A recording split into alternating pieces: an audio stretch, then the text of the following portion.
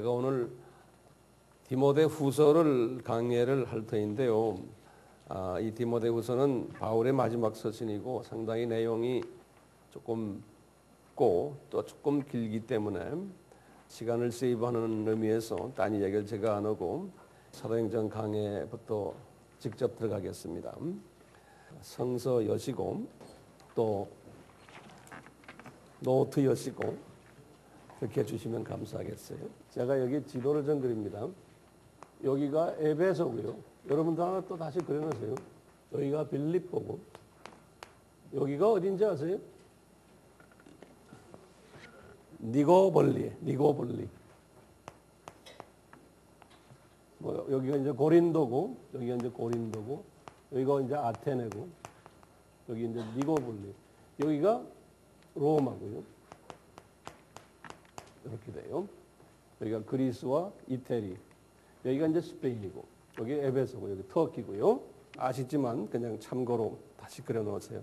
이 디모데 후서는 바울이 순교하시기 직전에 디모데에게 편지하신 바울의 마지막 서신이라고 보시면 되겠어요.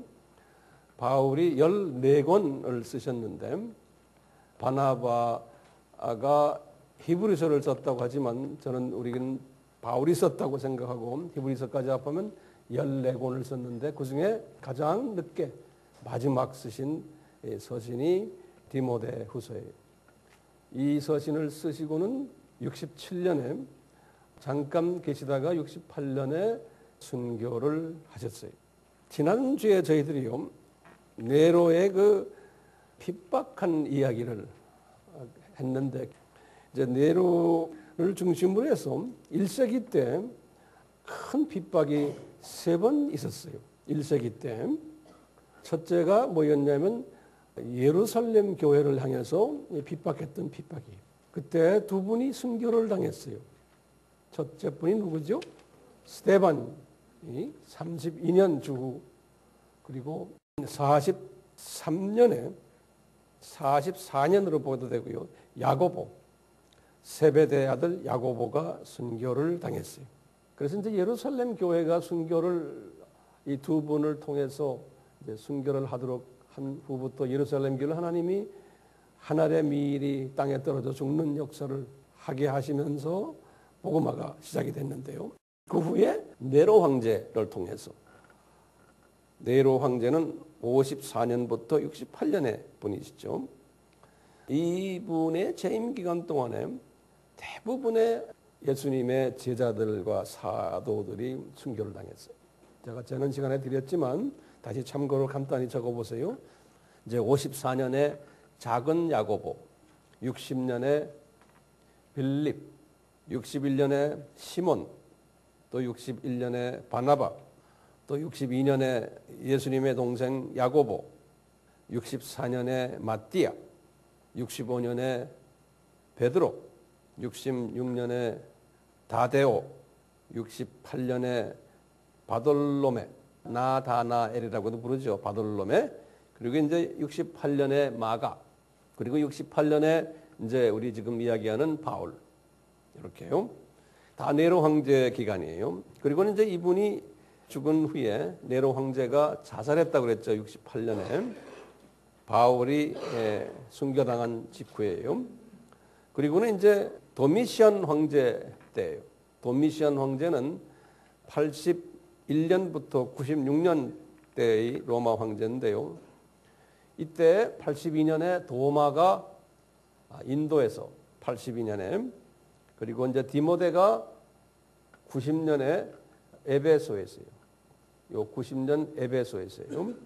그리고 이제 누가가 91년 그리고 요한이 마지막 순교자의 96년 요한이 이렇게 이제 하나의 미랄들이 돼가지고 이 1세기 100년 가까이 약 한 6, 70년 동안에 1세기 그 1세기 때 왜 이분들을 하나님이 순교를 시켰냐면 하늘의 밀이 땅에 떨어져 썩어야 되기 때문에 그래요.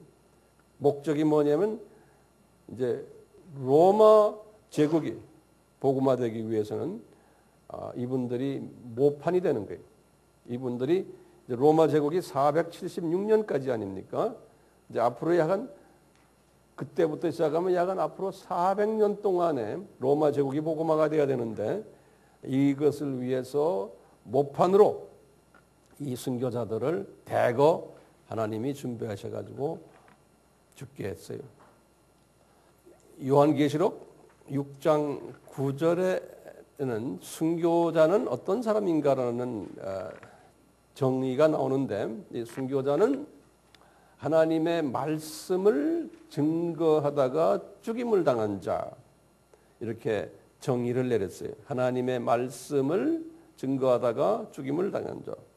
그런데 거기에 보면 11절에 보면은 이 순교자의 숫자가 정해 있다는 거예요.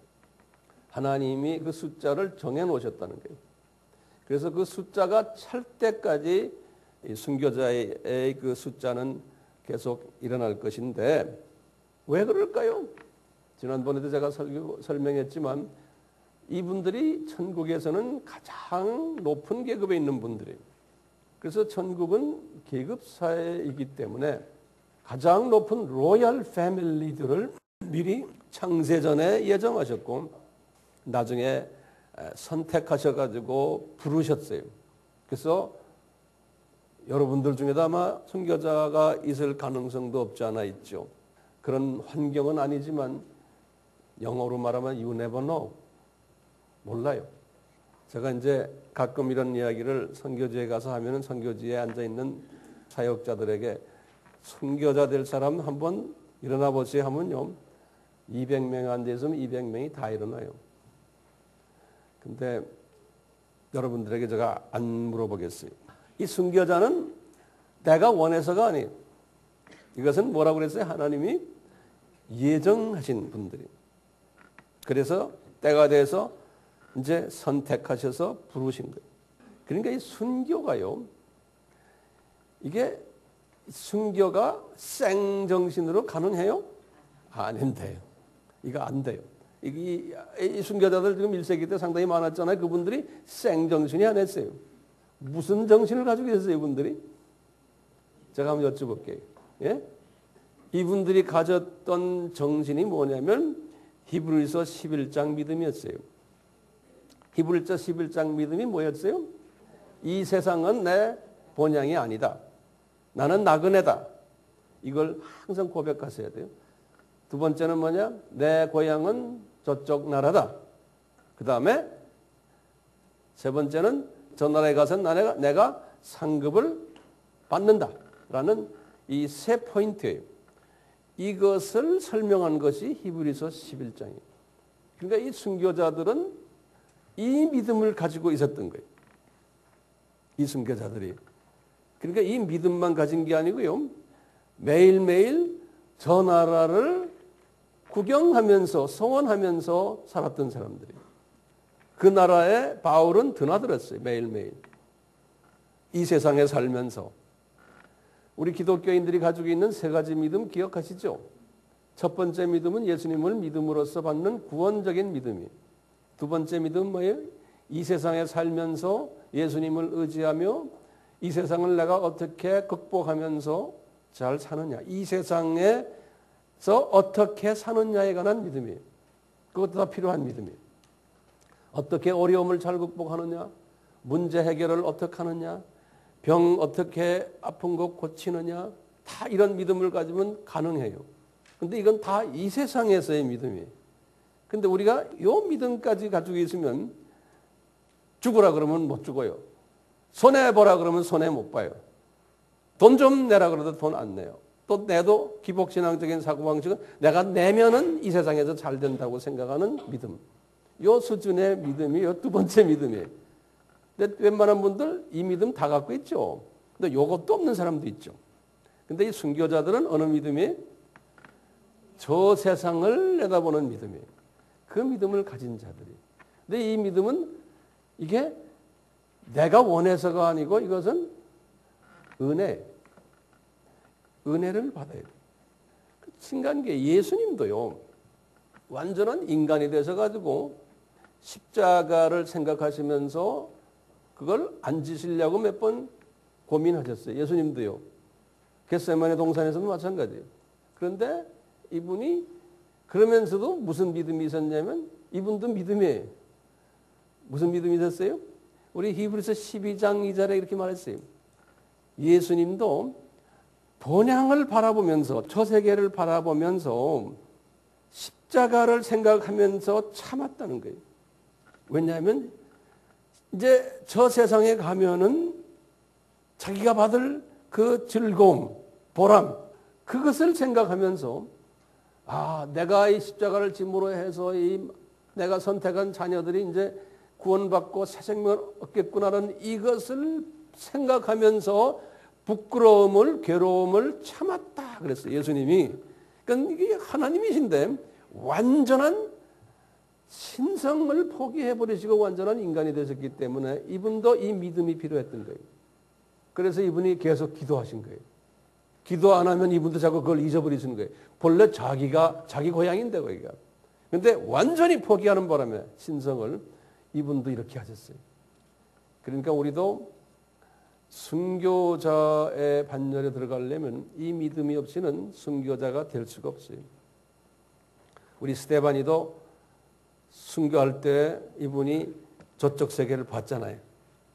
그러니까 이분이 편하게 순교했잖아요. 순교자들은 이 대열에 들어가려면 이 수준이 돼야 되는 거예요. 이 바울도요. 언제 이 믿음을 가졌을 거라고 생각하십니까? 바울이?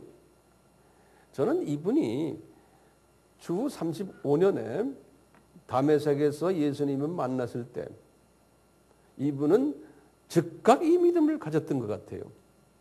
그러니까 대단한 그 은혜 받은 사람이에요. 그러니까 이 믿음을 35년에 주 35년에 이분 30세 때 받아가지고 지금 68년 33년 후에요. 이 33년 동안 항상 이 믿음을 이분이 갖고 계셨던 거예요. 이 믿음을. 그러다 보니까 이분이 주후 41년에 이제 자기 고향에 이제 있었을 때, 자기 고향이 어디죠? 다소죠. 고린도 후서 12장 1절과 2절에 보면요. 14년 전에 내가 3층 전으로 올라갔다 그랬어요. 14년 전에. 그렇죠? 지금 고린도 전서, 고린도 후서를 언제 썼어요? 55년에 썼거든요. 그럼 55 빼기 14 하면 언제예요? 41. 그러면 주 41년에 이분이 어디 계셨나? 자기 고향 다소에 있었을 때. 이때 이분이 이미 저 낙원에 올라가서 다 보고 내려온 거예요. 그러니까 이분은요, 이 믿음이 있었어요. 그러니까 이분이 세상 걸 놓고 뛸 수 있었던 거예요. 우리도 마찬가지죠. 이 믿음을 달라고 주님 앞에 우리가 은혜를 달라고 간구할 필요가 있어요. 이분이 지금 빌립보에 이제 들려서 이제 4차 여행 거의 끝날 때 여기 들려서 편지를 뭐뭐 썼어요? 2권 썼죠. 에베소에 있는 디모데에게 디모데 전서를 쓰시고 그게 주후 64년이에요. 그리고 이제 여기 그레데에 있는 누구에게? 디도에게 65년에 쓰시고 그래서 빌립보에서 이분이 2 편지를 썼어요. 빌립보에서요. 쓰시고는 그레데에 있는 디도에게 뭐라고 그랬어요? 내가 이제 어디서 과동한다고요? 이 니고볼리에서 과동을 할 테니 겨울을 지낼 테니 너 여기 목회 그만두고 빨리 나한테 오너라 해. 그래서 성서에는 이제 거기까지 끝나거든요. 근데 이제 바울이 분명 이제 빌립보에서 어디를 갔겠어요? 니고볼리로 이제 내려가셨던 거예요. 이제 그게 한 6년 정도 될 것 같아요. 니고볼리에 내려갔는데 내려가서 보니까 누가 있어요? 거기에 디도가 이미 와 있는 거예요. 이제 디도서 3장 12절에 보면 그쪽으로 오너라 그랬거든요. 왜 그랬냐면 바울이 나중에 오늘 보는 디모데 후서 4장 10절에는 그랬어요.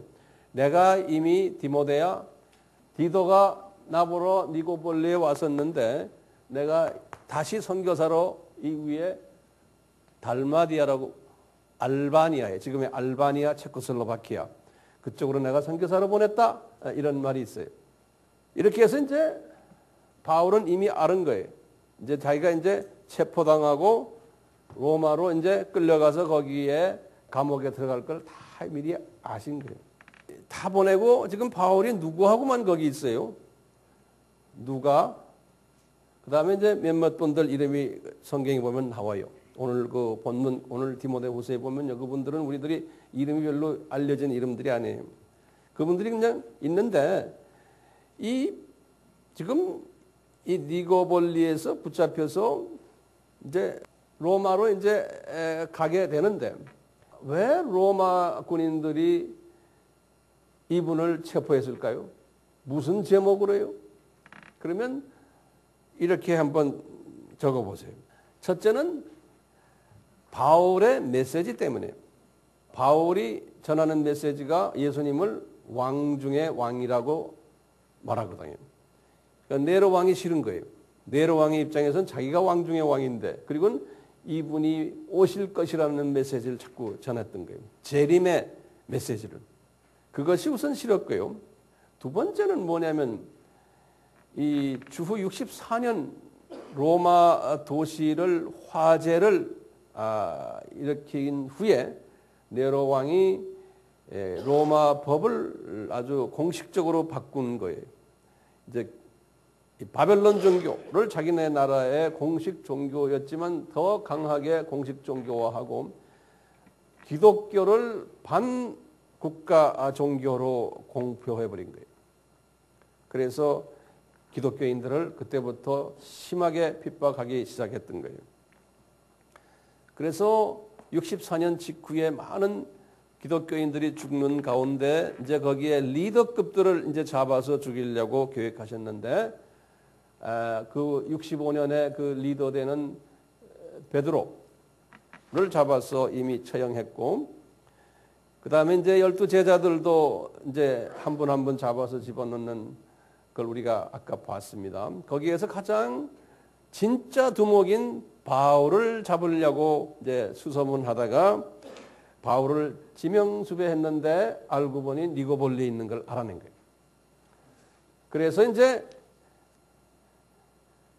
니고볼리에서 이분이 안식했기 때문에 소문이 안 났거든요. 근데 이제 어떻게 해서 이제 지명수배해서 잡아낸 거예요. 그래서 이제 바울이 체포가 된 거예요. 신기한 게요. 왜 니고볼리라는 이름도 없는 도시에서 그랬을까? 이제 혼자 생각했어요. 주님, 왜 니고볼리입니까? 니코라는 말은 니케라고 그래서요. 그 헬라 신 중에 니케라 우리가 나이크 신발 있죠, 나이크. 또 그거 이름이에요. 나이크. 승리라는 뜻이에요. 빅토리. 그래서 이제 니고볼리란 말은 폴리스란 말이에요. 폴리스. 니코폴리스 그래요. 폴리스란 건 도시. 헬라 말로. 그래서 승리의 도시구나. 바울이 우리가 나중에 이제 4장이고 내가 선한 싸움을 싸우고 할 때 이분이 영적 싸움을 했는데 33년 동안 영적 싸움을 하면서 이제는 끝내는 도시예요. 이 도시에서 영적 싸움을. 그런데 승리하신 거예요. 이 싸움에서. 그래서 이 니코폴리에서 체포당하셨다라고 볼 수 있어요. 바울이 하필이면 내가 왜 여기서 이제 잡힐까? 이제 내 사역이 끝나는데 아마 주님께서 그렇게 너 이 니코폴리 너 승리자다. 개선 장군이다. 이렇게 아마 말씀하셨던 것 같아요. 그래서 이제 상당히 힘을 받지 않았나 이렇게 생각이 돼요. 자, 이 로마로 이제 이송을 받아가지고 이제 감옥에 들어갔는데 이 감옥은 1차 때의 감옥과는 다른 거예요. 1차 때 감옥은 12대 가택연금 셋집에서 방문자들이 자유로이 드나들 수 있었어요. 1차 감옥은. 그런데 이제 지금 이 감옥은 던전이라고 그래요. 던전이란 건 뭐냐면 깊은 어두운 땅굴이란 소리예요. 땅굴. 그리고는 외부인이 절대로 드나들지 못하는 면회도 안 되는 특별한 허락 없이는 그리고는 홀로 있는 감옥이에요. 주변에 이제 들어가진 못했지만 가끔 아마 누가는 허가를 받아서 들어갔던 것 같아요. 음식을 들고 들어갔거나 아마 그랬던 것 같아요. 그러는 과정 속에서 이분에게 방문자가 한 사람이 나타났어요.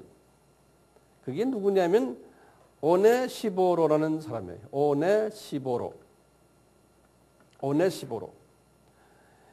이 사람은 어떤 사람이냐면 여기 에베소 분이에요. 에베소 분이신데 디모데가 이 사람을 자기 대신 바울에게 헌금과 음식이나 옷걸이나 이런 걸 좀 들고 가서 위로해드려라. 아마 디모데가 이분을 이렇게 파송을 했을 거라고 보고 있어요. 그래서 이제 이분이 로마에 와가지고 나중에 보겠지만 이분이 바울의 감옥을 찾질 못했어요. 그래서 아주 search 했다. 아주 diligently, 영어로는 그래서 아주 부지런히 search했다고 그랬어요. 여기저기를 물어보고 사람들에게 이 감옥이 어디 있느냐. 그래서 나중에 찾아서 허가를 받고 들어가서 바울을 만났다 그랬어요. 그래서 바울이 이 사람을 만나고는 상당히 힘을 얻었다라는 이야기가 나와요. 그래서 이제 이분에게서 여러 가지 디모데의 사정을 다 다시 듣고 이분이 디모데를 향해서 편지를 써준 거예요. 그게 디모데 후서인 거예요. 그 편지를 써서 이분이 그 편지를 들고 이제 다시 에베소로 이제 가버린 거예요. 근데 이분이요, 바울이 이 3차 여행 때 주 53년에서 55년 두라노 서원에서 2년 에베소에서 사역하실 때 바울을 많이 도운 사람으로 우리가 기억하는 거예요. 그래서 이 에베소의 그 토종이신데 바울을 많이 도와줬다라는 것을 디모데후서 1장 18절에 바울이 말을 해요. 자기를 많이 도와준 사람이라는 거예요. 그래서 고마운 사람으로 항상 이렇게 생각하고 있었어요. 바울이 이 디모데후서를 쓰실 때 디모데에게 개인적으로 썼지만 나중에 제일 마지막 4장 제일 마지막 절에 보면요, 영어로는 너희들이란 한국말로는 너희들이 안에 복수로 안 돼 있지만 보면은 you라는 거기서 원어를 들여다보면 복수로 돼 있어요. 그 마지막 절에 보면 디모데 당신 그래놓고는 또 당신 또 나와요. 그 너희들에게도 이렇게 될지어다 했는데 4장 22절에 보면 그랬어요. 그래서 보면 디모데에게 개인적으로 썼지만 또 이 편지를 에베소 교인들도 읽어라 하는 그런 의미가 거기에 숨겨져 있어요. 복수로 돼 있어요. 원어를 보면요. 자, 그러면 이 집필한 이 편지를 쓴 목적이 있어요.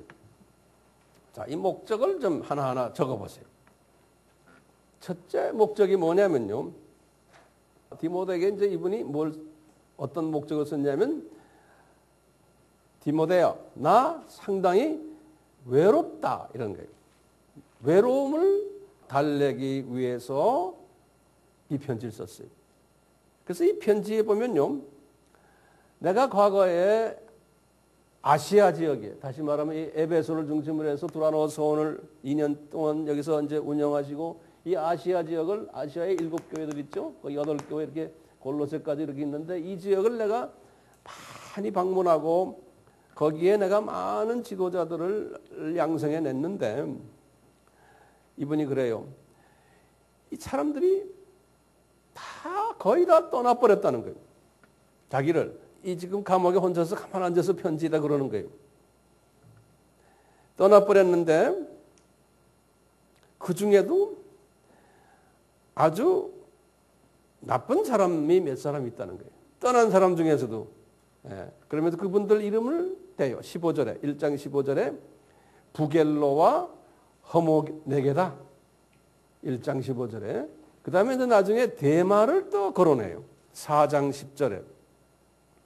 그래서 이제 사람 이름을 내 제자들이지만 그 사람들 다 떠났는데 이 사람들은 떠날 때 자기 선생님을 많이 이렇게 비난하면서 떠났던 것 같아요. 그래서 이 바울이 이분들에게서 상처를 가졌기 때문에 성서에 그분들 이름이 기록되어 있으니 말이죠. 이 사람들 모르겠어요. 낙원에 갔는지 안 갔는지.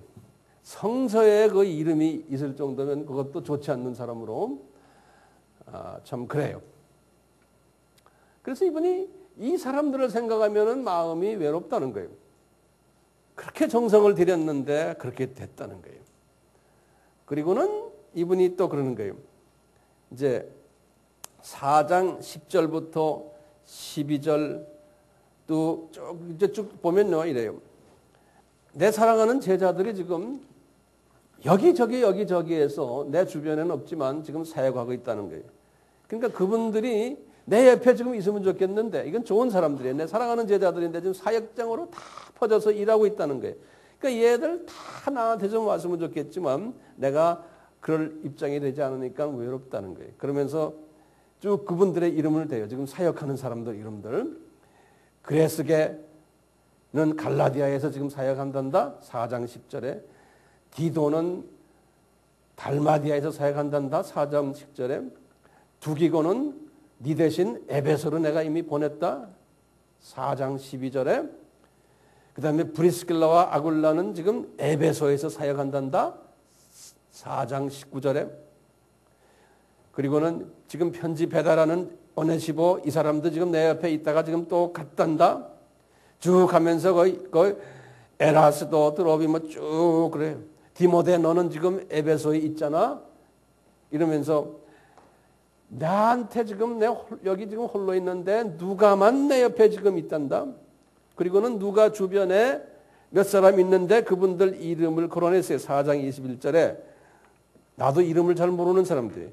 으불로, 부데, 리노, 글라우디아, 또 다른 형제들, 그 사람들도 누가 주변에 이렇게 바깥에서 웅성웅성하고 같이 있는 모양이에요. 근데 거기 보면 리노라는 이름이 나왔는데, 리노라는 이름이요. 그 이제 라이너스라고 그랬어요. 이 서양 사람들은 그분 이름을 라이너스라고 불러요. L-I-U-S, 라이너스. 이 라이너스가 왜 유명하냐면, 이제 베드로도 주님 나라에 가고 바울도 간 후에 이들의 후임자 중에 후임자가 있어야 되는데 로마 교구장을 이 라이너스가 했다라는 하나의 그 전설이 있어요. 요 분이 이제 바울과 누구예요? 베드로가 이제 로마에서 이제 순교를 당하고 그 후임 지도자로서 이 라이너스가 했다라는 그러한 전설이 있어요. 그러니까 이제 이렇게 다 옛 모든 내 사람들이 다 떠나고 내 지금 우리 제자들은 여기저기서 사역하고 있고 나 지금 누가와 홀로 이렇게 있다. 나 외롭다. 그러니까 디모데야 너 좀 사역 거기다 다 놓고 내가 두기고를 보낼 테니까 나 앞에 좀 오너라. 이런 편지예요. 그러면서 그러는 거예요. 너는 내 영적 아들이 아니냐. 나는 너 보기를 굉장히 원한다. 1장 4절에 그랬어요. 4번이나 지금 이 디모데 후서에 보면요. 너 나 방문해달라. 요구를 한 거예요. 4번이나 편지 속에 보면 4장 9절, 11절, 13절, 21절에 그러면서 내가 너를 보면 굉장히 기쁠 것 같다는 거예요. 내 마음에 지금 이 상처를 위로로 해줄 수 있을 것 같다는 거예요. 그러면서 이제 오라는 거예요. 그러면서 내가 밤낮 너를 위해서 기도하고 있다는 거예요. 1장 3절에. 왜냐하면 너는 특별한 내 아들이라는 거예요. 1장 4절에서 5절에 그랬어요. 너는 눈물이 있는 젊은 사역자고 거짓이 없는 순수한 믿음이 있는 사람이라는 거예요. 이 믿음을 너는 어디서 받은지 아느냐? 네 외할머니와 네 어머니에게서 받았다는 거예요. 그러니까 내가 딴 사람보다도 네가 가장 내 옆에 있기를 나는 원한다는 거예요. 너는 참 괜찮은 아이야. 이 소리나 마찬가지. 우리가 살다 보면 이런 경우 있죠. 주변에 사람은 많지만 내 속을 다 털어서 이야기해 주신 사람은 이렇게 바울도 보니까 누가도 아니에요. 보니까 바울이 가장 마음을 주고 자기의 속을 털어낼 분은 디모데밖에 없다는 거예요. 이제 이게 첫 번째 지필 목적이에요. 외로워서 디모데야 오너라요. 두 번째 목적은 디모데에게 그러는 거예요. 너 지금 네로 황제를 통해서 심한 핍박을 받고 있지 않느냐? 너만이 아니고 우리 지금 기독교 공동체 전체가 지금 그러고 있다. 그러니까 이럴 때마다 너는 내가 너에게 준 복음을 잘 지키라는 거예요. 1장 14절에 그런 거예요. 근데 우리 이런 부분을 보면요, 이제 조금 의문이 생겨요. 이런 의문이 생겨요. 아니 세상에 바울이 매일 낙원 드나드는 사람인데 그까지 좀 핍박받으면 어떻고 또 사람들 다 떠나면 어때? 소망을 하늘나라에 두고 있는 분인데 그렇게 생각이 안 들어요? 예? 당신 대단한 영적 거물인데 뭐 다 떠났다고 그래서 뭐 이렇게 섭섭해가지고 이렇게 우는 소리하고 그럽니까? 믿음이 없는 사람 같네요. 이렇게 우리가 반문할 수 있죠. 저도 막 이런 반문하고 싶어요. 그러면 어떻게 대답해요? 우리 아까 예수님 생각해 보세요. 예수님도 저 세계의 사람이고 저 세계에 이제 곧 올라갔는데도 눈이 이 세계에 계셨기 때문에 우리도 마찬가지. 우리도 눈이 영의 사람이지만 저 세계를 매일 쳐다보고 있지만 방문하지만 이 세계에 살고 있기 때문에 우리의 시각은 이 세계에 와 있는 거예요. 대부분의 시각을. 그러니까 바울처럼 아무리 믿음이 있고 말씀을 아무리 잘해도 우리는 인간을 통해서의 위로가 또 필요한 거예요. 이 세상에서의 위로가 필요한 거예요. 자, 서론의 말씀인데요. 서론이 좀 길었죠. 우리 디모데서의 그 구조가 좀 길어요. 그래서 제가 이 칠판에다 다 이렇게 적어드렸어요. 그러니까 이 구조에 맞춰서 제가 하나하나 그 개요를 설명해 드리려고 그래요. 이 구조에 맞춰서요. 이 구조를 보면 7단원으로 되어 있어요. 여기도 7단원이죠. 예, 이렇게 돼 있죠. 첫째, 인사를 1절과 2절에 했거든요. 근데 이 바울의 그 디모데 전서나 디모데 후서의 인사는 딱 보면요. 다른 편지에는 이런 게 없는데 꼭 거기에 항상 긍휼이 단어가 있어요.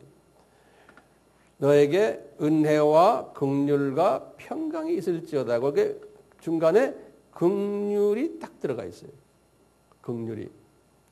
다른 편지에는 꼭 은혜와 평강이 있을지어다 그랬는데 그래서 지금 바울이 외로우니까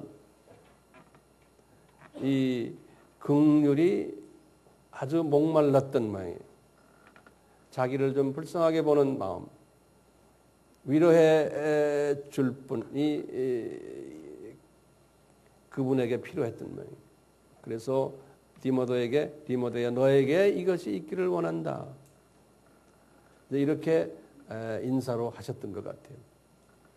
자, 이제 두 번째 단원에서는요, 이제 1장 3절에서 18절이, 이제 1장 3절에서 18절 두 번째 단원이 여기 보시면 이 두 번째 단원에서 이분이 뭐라고 그랬냐면 디모데야, 네로의 핍박을 두려워하지 말고 또 감옥에 있는 나를 부끄러워하지 말아라 그랬어요. 지금 보시면 이 바울이 강조하는 게 뭐냐면 두려워하고 부끄러워하는 자기의 제자들이 많았다는 것을 우리에게 보여주고 있어요. 다 떠난 사람들이 왜 떠났을까요? 그럼 이 바울이 자꾸 로마 군인들에 의해서 경찰서에 들어가고 지금은 큰 감옥에 들어갔지 안양 교도소에 들어간 거예요. 지금은요. 평소에는 항상 파출소에 들어가거든요. 그러니까 두려운 거예요. 그분 따라다니다가는 우리도 이거 별로 재미없겠구나. 그뿐 아니라 죄수의 그 죄인의 개수 같은 분이 이 혐오 대상이에요. 그 당시 사회에서는. 그러니까 부끄럽다는 거예요. 근데 바울이 이 단어를 썼어요. 영어로도 ashamed of, shame. 그래서 너도 그런 저 사람들처럼 저러지 말아라는 거예요. 그러니까 그분들을 우리가 욕할 수가 없어요. 왜냐하면 넘버 3 믿음, 히브리서 11장 믿음이 없었기 때문에 이렇게 할 수밖에 없는 거예요. 거기다가 이제요. 그래서 이제 바울이 3장에 가서 이제 3장 1절에 그랬어요. 말세에 이런 일들이 있을 터인데, 이런 고통이 있을 터인데, 말세라는 건 그때부터 시작해서 지금까지 모든 이때를 예수님의 초림에서 재림까지의 기간을 말세라고 그런다고 했잖아요. 말세에 사람들은 다 자기를 사랑한다는 거예요. 그 말씀 기억나시죠? 이제 성령님께서 이 바울이 이것을 깨닫게 한 다음에 디모데에게 가르치는 거예요. 사람들은 다 이 기독교인들 이야기하는 겁니다. 지금 기독교인 이야기하는 거예요. 지금 디모데 후서나 여기 다 성서에서는 기독교인들이지만 뭐 세상 사람 말할 거 없고 다 자기 위주라는 거예요. 그러니까 자기한테 이익이 안 되고 그러면은 떠난다는 거예요. 그리고는 억울한 일을 당하면은 그것을 용서를 안 해주고 억울한 일을 당하면 자기에게 불리한 게 있으면 꼭 끼고 서 있다가 용서를 안 한다는 거예요. 거기 쭉 보면 그런 내용이 적혀 있어요. 그게 사람들의 모습이라는 거예요. 사람들이 그렇다는 거예요. 그러니까 이분에게 이것을 가르쳐 주는 거예요. 그러면서요, 이분이 쭉 거기다 설명을 해요. 디모데야, 너는 이런 사람 되지 말아라는 거예요. 왜 그런지 아느냐? 디모데야, 너는 1장 9절에 그랬어요. 너는 창세 전에 이 예수님의 복음을 전하기 위해서 은혜로 세우심을 받은 자라는 거예요. 나도 그렇다는 거예요. 바울이 그러는 거예요. 창세 전에. 그렇기 때문에 우리는 복음을 전해야 되는데 이 복음 때문에 두려워하거나 복음 때문에 우리가 어려움 당하는 거를 부끄러워하지 말아라는 거예요. 그러면서 이분이 이래요. 나는 창세전에 이 불리움을 받아서 내 그 11절 보세요. 성경에 11절 보시면 그랬어요. 나는 누군지 아느냐? 이분이 33년을 쭉 주님을 만나고 복음을 전한 후에 자기의 포지션을, 타이틀을 이야기해요. 뭐냐면 나는 반포자다 그러는 거예요. 그 부분 이분이요. 그리고 나는 사도다, 나는 교사다. 딱 이 세 포지션을 이야기해요. 이분이 이 반포자란 말은 영어 성경에 있는 사람은 뭐라고 써 있어요? 네? Herald 또는 Preacher 그런 거예요. 다시 말하면 이 말씀을 전파하는 사람이라는 거예요. 지금 이렇게 저처럼 말이죠. 말씀을 전파하는 사람. 그런데요. 말씀을 전파하는데 이 사도란 뜻은 뭐냐면 불리움을 받아가지고 파송받은 사람을 아포스톨을 그래요. 파송받은 사람. 이런 사도고 가만 집에 앉아 있는 사람이 아니에요. 그리고는 교사라는 게 티처라는 거예요. 그러니까 바울은요. 여기에서 우리가 좀 생각하는 바울은 목사가 아닌 거예요. 우리는 다 신학교 나오면 목사라고 생각하는데 아니에요. 목사는 뭐예요? 목사라는 말은 셰퍼드예요. 다시 말하면 양을 치는 사람이에요. 목사는. 그러니까 그러니까 바울은 복음을 외치고 그걸 위해서 사도로서 불리움받아서 돌아다니고 그 다음에 외친 다음에 티칭을 잘하는 교사라는 거예요. 그래서 바울은 담임 교회가 없었던 거예요. 이런 사람인데 바울이 1장 8절에 그래서 나 그렇기 때문에 하나님의 능력을 가지고서 내가 이런 포지션을 가지고서 복음을 전하는데 예수님이 나에게 말씀하시기를 너는 고난을 받아야 된다는 거 말씀하셨다. 나한테. 예수님도 고난 받았지 않느냐? 그렇기 때문에 하늘에 미리 땅에 떨어져 죽어야 되기 때문에 고난을 받아야 되는 우리 존재들이다. 이 반포자가 되고 사도가 되고 이 교사가 되려면은 그런데 너 알다시피 우리 예수님이 누군지 알지? 이분이 하나님이 아니시냐? 이분이 우리한테 이렇게 의탁을 했는데 나가서 이걸 하라고 그렇기 때문에 우리를 지키신다는 거예요. 그러니까 어떤 핍박이 와도 어떤 부끄러운 일이 와도 견뎌라는 거예요. 그러면서 디모데에게 계속해서 말씀하시기를 1장 3절에서 8절에 그렇게 디모데에게 공고하는 거예요. 그러니까 똑같이 네로의 핍박 견뎌라. 부끄러워하지 말아라. 고난 너는 받아야 된다. 계속 말씀해요. 그러면서 이분이요 그러는 거예요. 디모데야, 요 우리를 보고 부끄러워서 도망간 사람들 내가 몇 사람 대줄게 그러는 거예요. 그러면서 말이죠. 아시아에 있는 대부분의 1장 15절이에요. 아시아에 있는 대부분 너 다 알지? 아무개들. 그 당시에 두라노스원에서 공부하던 사람들 한 80명 이상 100여 명 됐잖아요. 그래서 여기저기 다 파송받고 이랬죠. 그런데도 어려움이 닥쳐오니까 다 바울을 뒤에서 욕을 하면서 그 사람 따라다니면 안 된다고 하고서 다 떠났다는 거예요. 그 중에 대표적인 사람이 부시와 헛시라는 거예요. 예? 부겔로와 허모게네라는 거예요. 분명히 이 사람들은 조용히 떠나지 않고 바울을 많이 속된 말로 하면 씹었던 모양이에요. 그러시면서 이분이 그러시는 거예요. 그 사람들만이 아니고 이 어려운 가운데서도 나를 신실하게 따라다녔던 사람 또 한 사람이 있단다. 그게 오네시보로라는 거예요.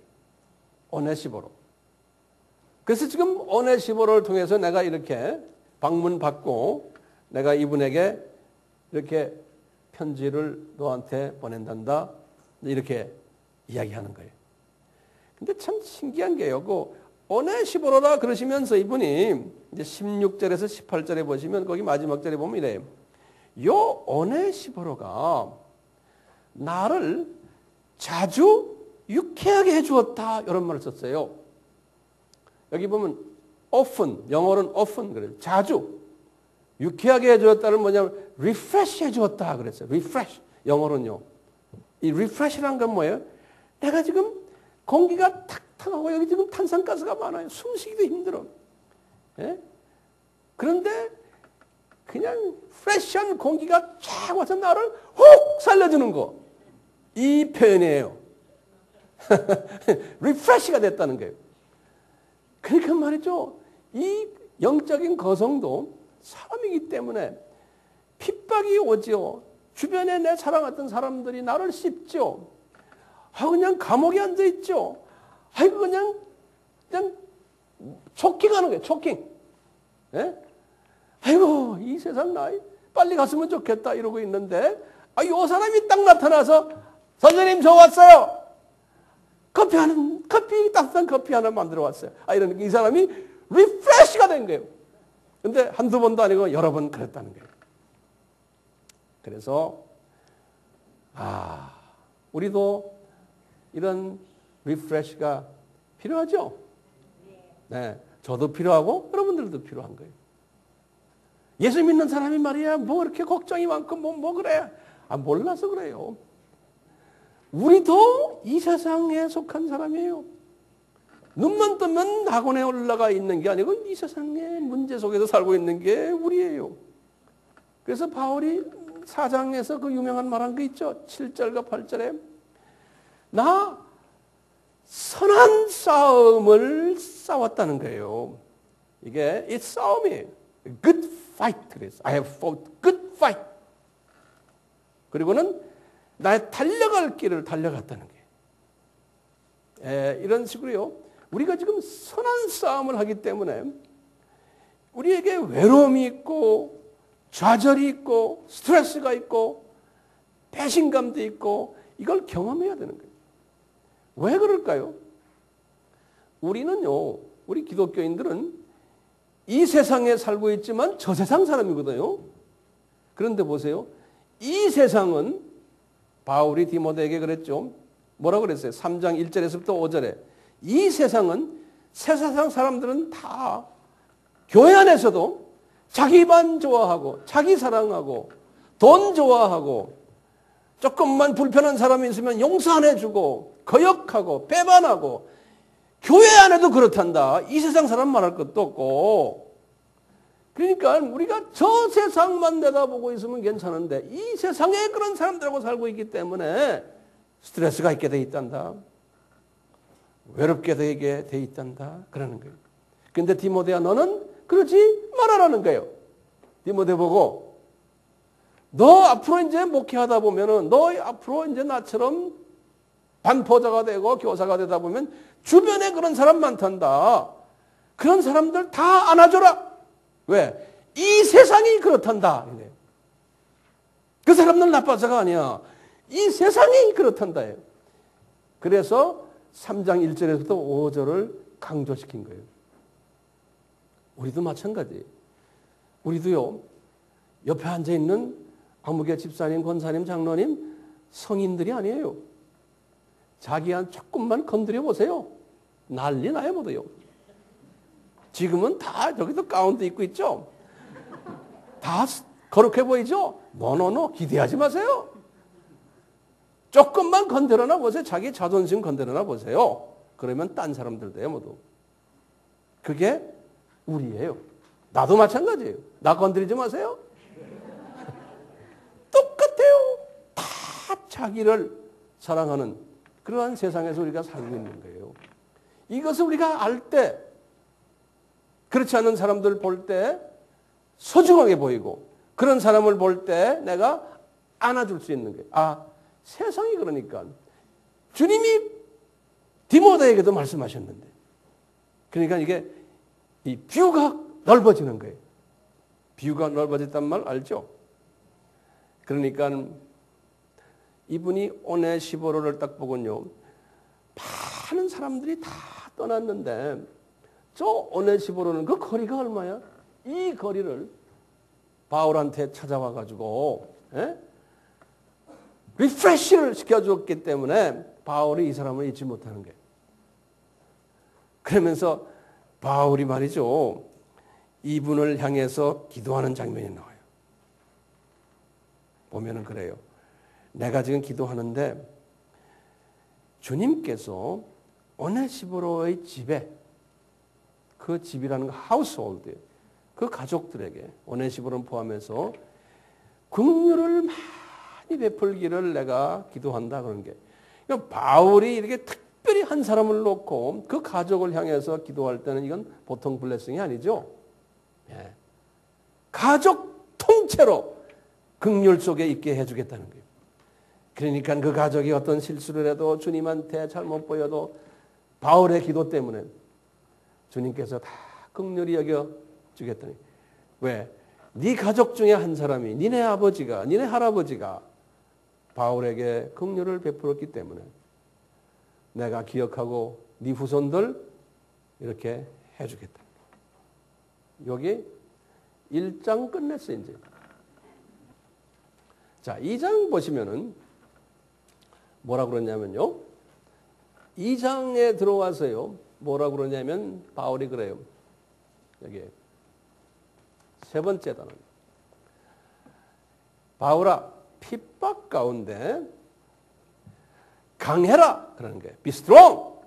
핍박 가운데. 2장 1절에서부터 26절이. 근데 그냥 강해라 그러니까 이거 무슨 강해라는 게 이게 구체적으로 무슨 말씀입니까? 바울이 하나하나 디모데에게 설명해 줘요. 강해라는 거기에 무슨 뜻이 있느냐? 첫째 강해라 하는 건요. 뭐냐? 너 앞으로 제자 훈련 이제 시킬 때인데 네 제자들을 훈련시킬 때인데 제자 훈련을 내가 가르치는 원칙대로 시키라는 거예요. 그게 강하게 되는 거라는 거예요. 2장 2절에서부터 3절에 그랬어요. 뭐라 그러냐면요. 이거 이제 우리 제자 훈련 공부할 때 이 말을 자주 쓰거든요. 첫째 뭐냐면 너 제자를 선정해서 훈련시킬 때 어떤 사람을 먼저 골라야 되냐면 충성된 사람을 골라라는 거예요. 영어로는 faithful. 이 충성된다는 말이 뭡니까? 변하지 않는 사람이에요. 처음에는 할렐루야 하고 이러다가 조금만 자기하고 좀 이해관계가 좀 틀어지면 그냥 꼬리 내리고 도망가 버리는 거예요. 끝까지 가지 않는 그런 사람은 제자로 뽑지 말아라는 거예요. 그 다음에 뭐냐면 그것만 잘해서 안 된다는 거예요. 잘 가르치는 사람을 하라는 거예요. 거기에 딱 보면요.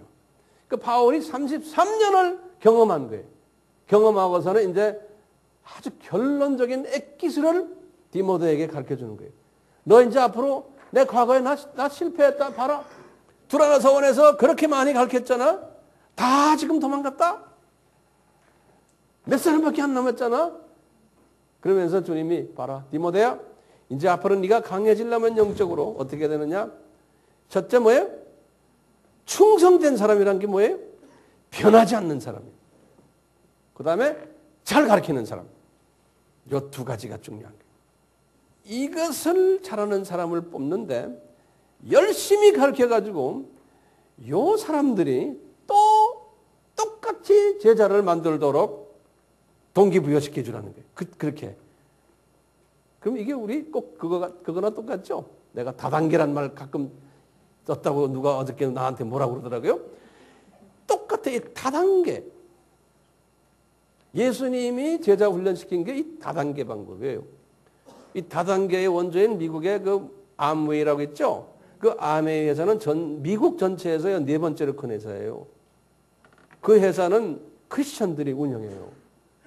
미국의 큰 선교의 그 선교 기금을 그 회사에서 전 세계에다 갖다 대요.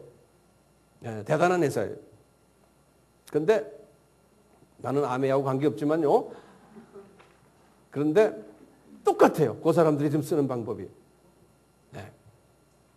조건이 뭐였어요? 충성된 사람. 그 다음에 잘 가르치는 사람이에요. 이런 사람들. 제자화하고.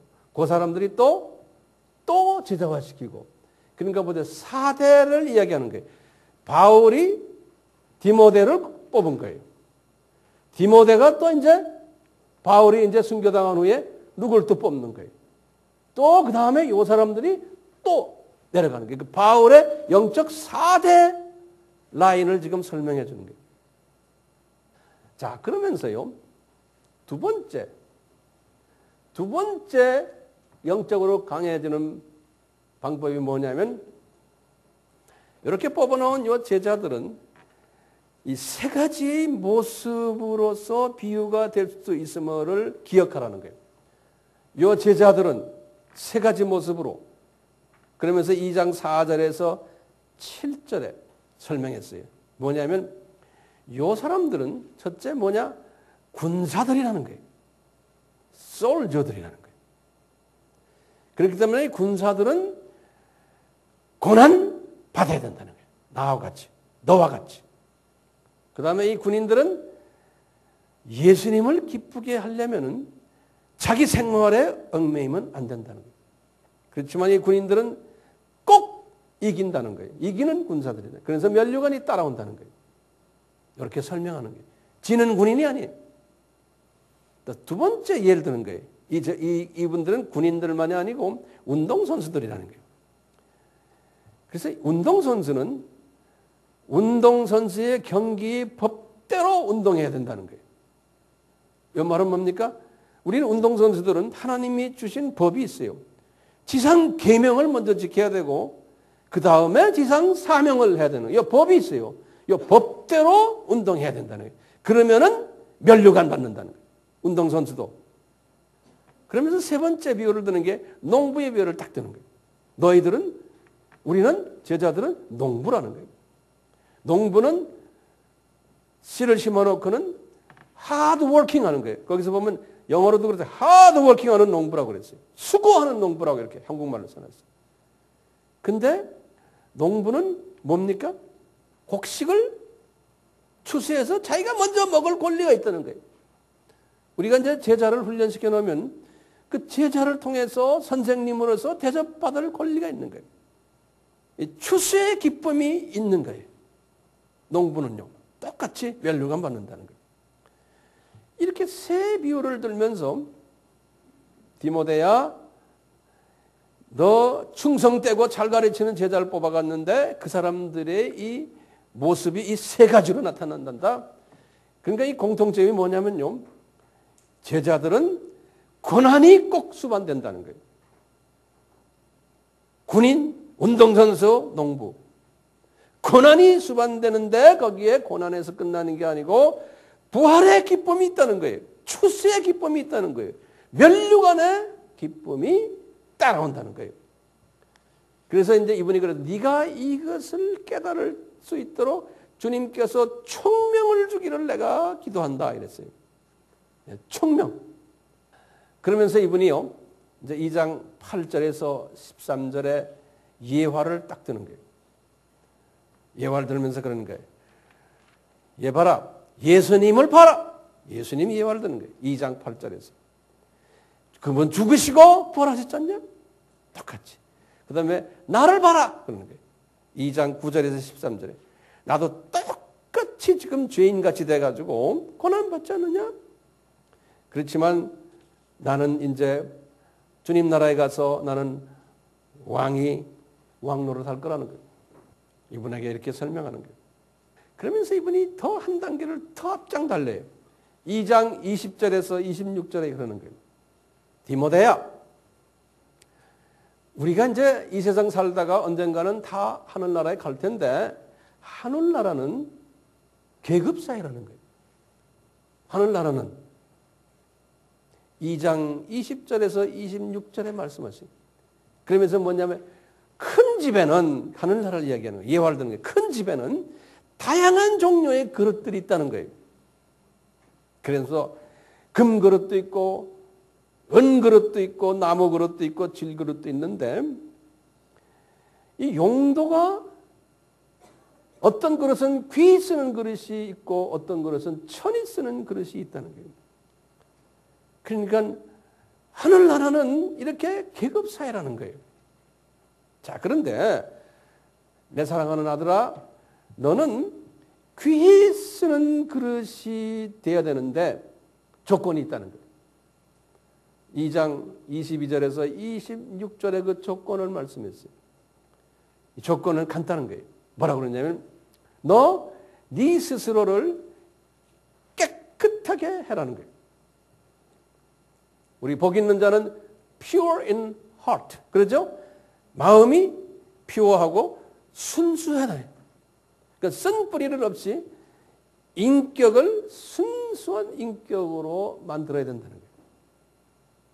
그래야지만 주님이 큰 그릇으로 깨끗한 그릇으로 만드는데 그러면서 이제 설명을 쭉 했어요. 이제 구체적으로 디모데에게 뭐라고 했냐면 너는 의와 믿음과 사랑과 화평을 쫓아라.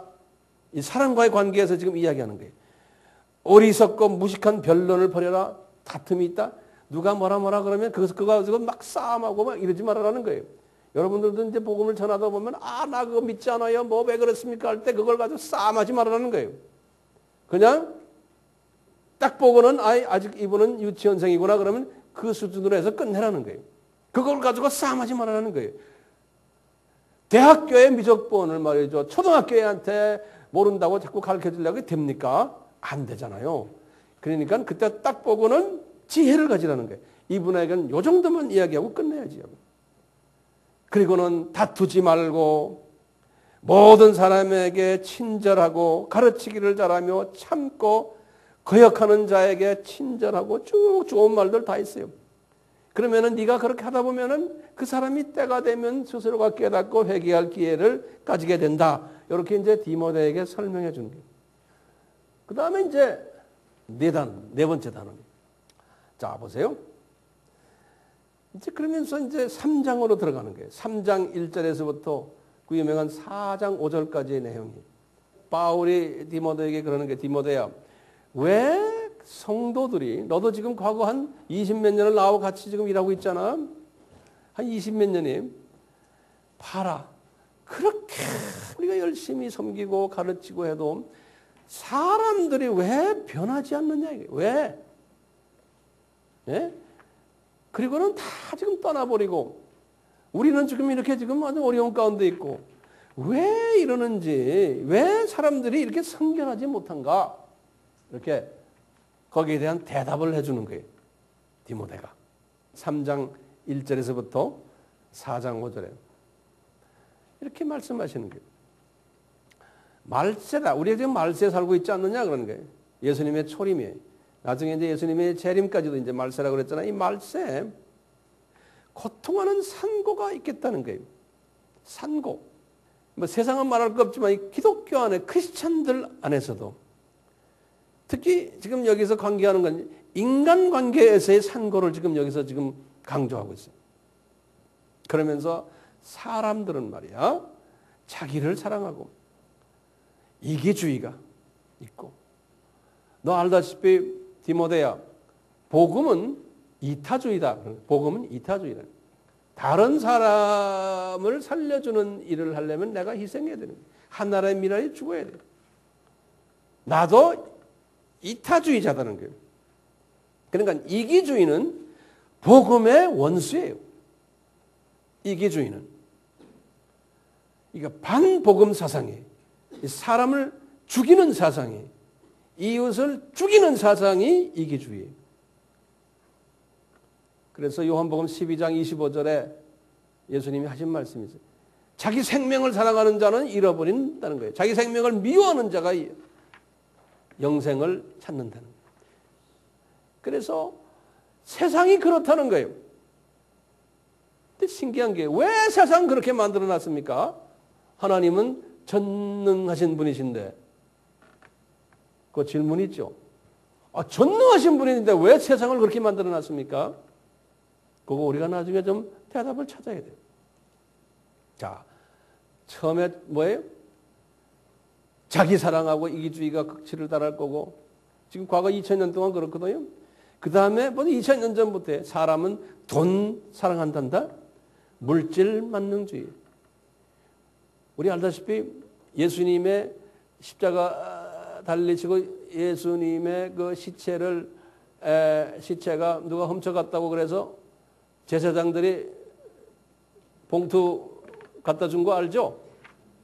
그 당시에도 봉투가 있었어요. 그 다음에 자기 자랑하고 교만하고 자기 자존심 강하고, 회방이란 말은 타인을 공격한다는 소리. 부모 거역하고 감사하지 아니하고 거룩하지 아니하고란 말은 뭐냐면 이 세상과 구별되지 아니하고 기독교인이 무정하고 원통함을 풀지 않고 참소하고 절제하지 못하고 싸나웠고 선한 것을 좋아하지 아니하고 배반하며 조급하며 자고하며 쾌락사랑하기를 하나님보다 더 사랑하고, 이 기독교인들 가지고 이야기하는 거거든요. 기독교인들인데 세상 쾌락을 하나님보다 더 사랑하고, 그 다음에 우리 잘 아는 기독교인인데 경건의 모습은 있으나 경건의 능력은 없다는 거예요. 교회가 그렇다는 거예요. 예배 많이 드리고 기도하고 뭐하고 뭐 다 하지만 경건의 능력은 없다는 것은 하나님의 파워를 가지고 사람을 변화시키는 일을 못한다는 거예요. 사람을 변화시키는 일을 못한다는 거예요. 이게 교회라는 거예요. 이게 기독교인들이라는 거예요. 이제 바울이 다 경험하시고 나서 이제 유언의 말씀을 디모데에게 하시는 거예요. 그러니까 디모데 보고 그러는 거예요. 얘야, 너 이런 사람들에게서 내가 돌아서라 그러는 거예요. 세상에 그러면 뭐 홀로 남게요? 분명히 뭐라고 그랬냐면 이런 사람과 가까이 하지 말라는 게 네가 영향을 받는다는 거예요. 왜? 지금 디모데는 사역자거든요. 이분은 깨끗한 그릇이 돼야 되는 사람이에요. 그런데 이런 사람이 되려면 능력의 사람을 변화시켜 주려는 사람이 되려면 하나님의 사람 중에서는 그런 사람들의 영향을 받으면 안 된다는 거예요. 그러니까 사람은 영향을 받게 돼 있거든요. 그러니까 그런 사람과 가까이 하지 말아라는 거예요. 아, 그러면 어떻게 그런 사람들을 복음화 시킵니까? 그거는 또 다른 이야기예요. 그런 사람과 친구 돼서 같이 돌아다니고 이러면 자기도 모르게 그런 사람 화돼 버린다는 거예요. 그러니까 지금 바울이 그러시는 거예요. 바울의 유언이에요.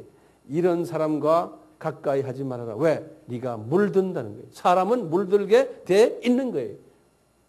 그래서 귀 쓸 그릇이 되려면 디모데야, 너는 이런 사람들과 가까이 하지 말고, 이제 이런 사람들이 교회 안에 많을 텐데 이런 사람들 네가 다 그냥 안아주고 그런 사람들 그렇다는 거를 이제 그대로 용납해 주라는 거예요. 못 고쳐. 네가 네 실력으로 못 고쳐 그러는 거예요. 그것은 누가 고쳐요? 성령님께서 고치시는 거죠. 내 실력으로 고칠 수 있는 게 아니에요. 못 고쳐요.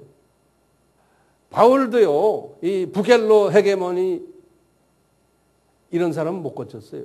그러면서 바울이 더 이야기하는 게 아주 또 골치 아픈 사람 하나 있었다 하시면서 구리장색 알렉산더다 그러는 거예요. 이런 사람도 못 고쳤다 나도.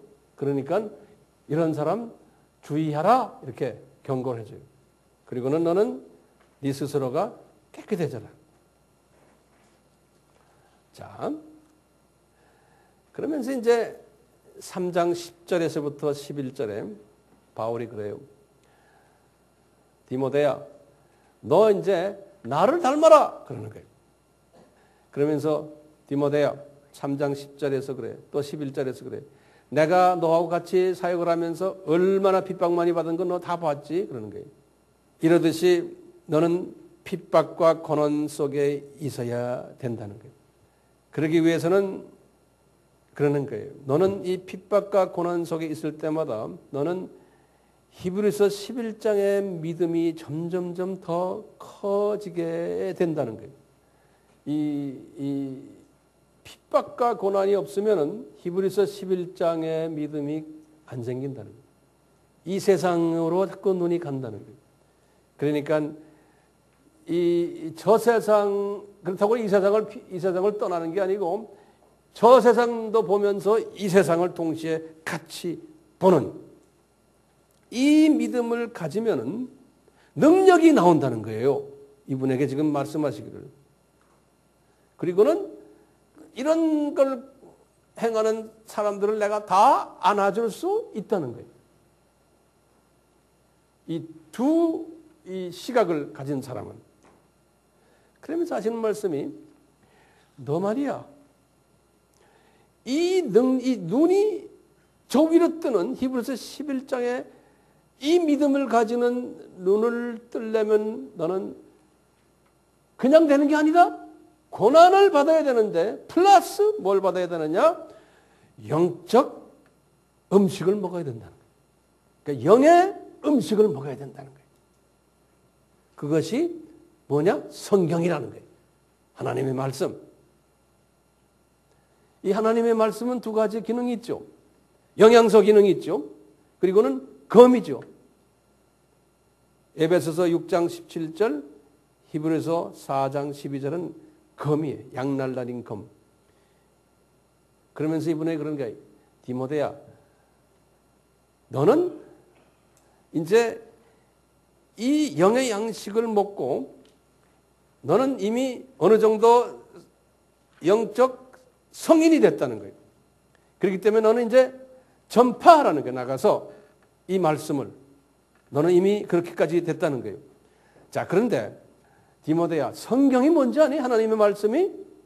그러면서 그 유명한 성경을 이야기하는 거예요. 우리 이 구절 잘 알죠? 3장 15절에서 17절에 우리 많이 아는 거예요. 도대체 이 성경은 뭔지 아느냐, 디모데야? 응? 너, 그러면서 그러는 거예요. 너 어릴 때부터 외할머니와 어머니에게서 이 성경 말씀 들어왔지? 이 성경의 저자가 누군지 아느냐? 하나님이다. 그러는 거예요. 하나님의 감동으로 이 성경의 저자는. 그러면서 그런 거예요. 이 성경은 뭘 가르치는지 아느냐? 그런 거예요. 그러면서 두 가지를 가르친다는 거예요. 첫째 뭐느냐? 이 성경은 우리에게 믿음을 줘가지고 예수님에 대한 믿음을 줘가지고 구원에 이르는 지혜를 우리에게 주는 지혜서라는 거예요. 구원을 위한 구원서인데 구원을 위한 지혜서가 성경이라는 거예요. 그러니까 이건 무슨 믿음을 주는 거예요? 넘버원 믿음을 구원받는데 필요한 말씀이 이 성경이라는 거예요. 그러면서요, 이것만이 아니더라는 거예요. 두 번째 성경의 기능이 뭔지 아느냐? 이 성경은 영적 성장을 시켜주는 영의 양식이라는 거예요. 이제는 기독교인들에게. 그러면서 이 성경은 우리를 교훈시켜주고 책망도 해주고 바르게 고쳐주고 의로 훈련받게 하고 그래서 하나님의 사람을 온전하게 만드는 역할을 해준다는 거예요. 이 말은 뭡니까? 영의 양식을 우리에게 주셔서 영적 성장을 하도록 해주는, 다시 말하면 두 번째 믿음을 키워주는 거예요. 두 번째 믿음. 여기에서 이제 더 깊이 들어가면 세 번째 믿음까지 키워주는 이것이 성경이라는 거예요. 그러므로 디모데야, 너는 인전 성인이다. 그러므로 너는 나가서 전파해라. 그런데요, 여기 보면 전파하라 그래놓고 4장 2절에 보면 이런 말이 있어요. 그 우리 다 평소에 아는 말들이에요. 때를 얻든지 못 얻든지 항상 힘쓰라는 거예요. 그러니까 꼭 내가 봐서 이거 때가 됐구나 하네. 때를 얻든지 못 얻든지 우리는 나가서 외쳐라는 거예요. 그런데 범사에 오래 참고 그 다음에 가르치고 경책하고 경계하고 권하라는. 다시 말하면요, 범사에니까 어떤 상황에 처하더라도 지금 이 말씀을 교훈시키고 책망하고 바르게 하고 의로하고 말씀을 전해라는 거예요. 때를 이것 구별하지 말고 그리고 환경을 구별하지 말고 그렇게 하라는 거예요. 그러면 누가 뒤에서 도와줘요? 우리 예수님께서 뒤에서 다 도와주는 거예요. 그러니까 우리가 지금 비전 스쿨도 똑같아요. 중국 가는 거 이것저것 따지고 뭐 이래서 못 갑니다. 이래서 아니죠. 일본도 마찬가지. 소련도 마찬가지. 그냥 가는 거예요. 뭐라고 그랬어요, 제가요? 그냥 가는 거예요. 그냥 때를 얻든지 못 얻든지. 네. 그러면 주님이 역사하시는 거예요. 요거 따지고 저거 따지고 하는 사람은 이미 디모데 대열이 아니에요. 또 나 바빠서요, 뭐 이래서 이런 사람들 있죠. 그런 사람은 계속해서 평생 바빠서요, 뭐 이래서 안 해요. 그냥 하는 거예요, 그냥. 왜요? 바울이 디모데에게 그렇게 하라고 했어요. 이것 따지고 저것 따지고 하는 게 아니에요. 저도 옛날에 그런 걸 따지던 사람이에요. 근데 이제는 그냥 하는 거예요, 그냥. 바보처럼요. 어떻게 보면 저 사람 말이에요. 교육받은 사람이 왜 저러지? I don't care. 그냥 하는 거예요, 그냥. 하다 보면 주님이 막 일으키시는 거예요. 네. 우리 한번 그래 볼까요? 대부분이 지금 그렇게 하고 있어요. 저희들이요.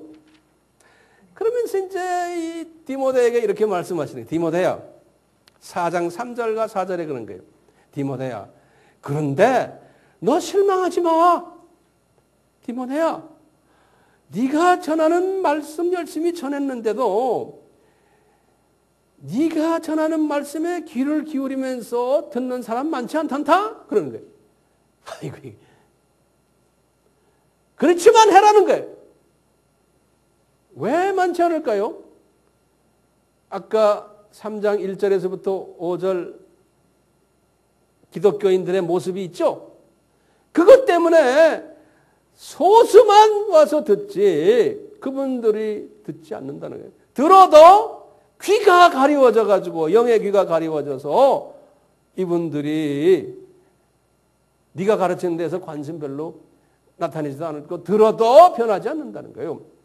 디모데에게 가르쳐주는 거예요. 그런데 소수가 있다는 거예요. 근데 이 사람들은 어떤 걸 이 귀가 가렸는데 이 사람들은 어떤 걸 좋아하는지 아느냐 그런 거예요. 4장 4절에 그랬어요. 사리 사욕을 충족시켜주는 가르침을 하는 선생님을 좋아한다는 거예요. 사리 사욕이라는 건 뭐라고 그래요? 이거 뭐냐면 내가 듣기 좋아하는 메시지, 나한테 이익이 되는 메시지, 이런 거를 주면 좋아한다는 거예요. 그런 선생을 좋아한다는 거예요. 예? 그러면서 지금 오늘날 보세요. 우리도 마찬가지. 예수 믿으면 잘 돼. 번영신학이에요. 예수 믿으면 뭐 다 복받고 기복신앙이에요.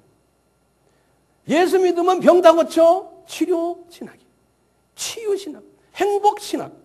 이런 거를 하면은 좋아가지고 산더미처럼 사람들이 모여요. 예수님을 팔아가지고요. 그러니까 이런 허탄한 진리라고 그랬어요. 바울이 지금 디모데에게. 이런 허탄한 진리 이야기하는 스승들이 많이 나올 거라는 거예요. 많다라고 분명히 4장 3절에 그랬어요. 이런 스승이 많이 나올 거라는 거예요. 그런데 많이 갈 거라는 거예요. 네. 그러니까 디모데야, 너 이제 알다시피 굉장히 외로워질 거다. 실망하지 말아라 그러는 거예요. 그뿐인가? 이 사람들이, 이 크리스천들이 너를 핍박할 거라는 거예요. 3장 12절에. 너 이제 핍박당할 거라는 거예요. 이런 사람들에게서. 디모데야. 그러니까 너는 근신하라는 거예요. 다시 말하면 센서티브를 했죠, 우리가. 우리가 근신이란 말 지난번 공부했죠. 이런데 영적인 감수성을 가지고서 준비하고 있으라는 거예요. 그러면서 이 고난을 잘 받아내라는 거예요. 견디라 그랬어요. 이 하드십을 영어로는 endure your hardship. endure란 건 잘 견디라는 거예요. 이 어려움을. 그러면서 너는 환경에 집어받지 말고 전도인의 일에 내 직무를 다하라는 거예요. 가시밭길이라는 거예요. 그러니까 나도 가시밭길을 걸어왔지만 디모데야 너도 이제 앞으로 너한테 지금 남아있는 길이 가시밭길이라는 거예요. 자, 그러면 또 질문이 있는 거예요. 왜 전도자에게 이 가시밭길을 허락하십니까? 이 세상은 저 세상과 다른 세상이죠. 그런데 보시면 이 세상의 모습을 이렇게 아까 설명했죠. 3장 1절에서도 5절이요. 이 세상의 모습을 보면 저 세상 사람들의 모습과 완전히 상반되는 그러한 모습이에요.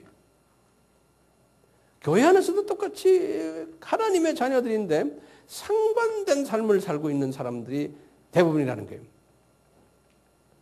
자, 이 3장 1절에서 5절에 거기 특히 2절을 보면 사람들은 그래요. 사람들은 이렇게 산다는 거예요. 그러면서 경건의 모습이 있으나 경건의 능력 없다. 기독교인들 가지고 이야기하는 소리예요. 이 사람들은 왜 그럴까요? 왜 이 세상에 사는 기독교인들, 뭐 세상 사람 말할 거 없어요. 왜 이런 모습을 살도록 하나님이 허락하셨나요? 전능하신 분이신데 왜 이런 걸 다 막아버리시지? 교회를, 크리스천들을 아주 정말 거룩하게 만드시지. 왜 교회 안이 더 복잡하게 이렇게 허락하셨나 이거예요. 그리고는 지금 예언적으로 말씀해 전지하신 분이세요. 바울이 이것을 벌써 들었기 때문에 바울이 지금 디모데에게 예언하시는 거예요. 지금 디모데에게요. 자, 보시면 하나님께서 루시퍼가 타락한 후에 사탄이란 이름을 붙여가지고 이 세상에서 큰 권능을 행사하고 권력을 가지도록 허락하셨어요. 그래서 우리 사탄을 이 세상 임금이라고 예수님이 말씀하셨어요. 요한복음 12장 31절에 이 세상 임금이라고 그러는 거예요. 이 세상 임금. 예수님이 그 놈을 그렇게 임금으로 만들어 놓은 거예요. 그리고는 바울에게 또 말씀하셨어요. 고린도 후서 4장 4절에 이 세상 신이라고 그랬어요. 많은 사람들이 그놈들을 자기네 종교의 하나님으로 섬긴다는 거예요. 그리고 공중권세 잡은 자라고 바울에게 말했죠. 에베소 2장 2절에.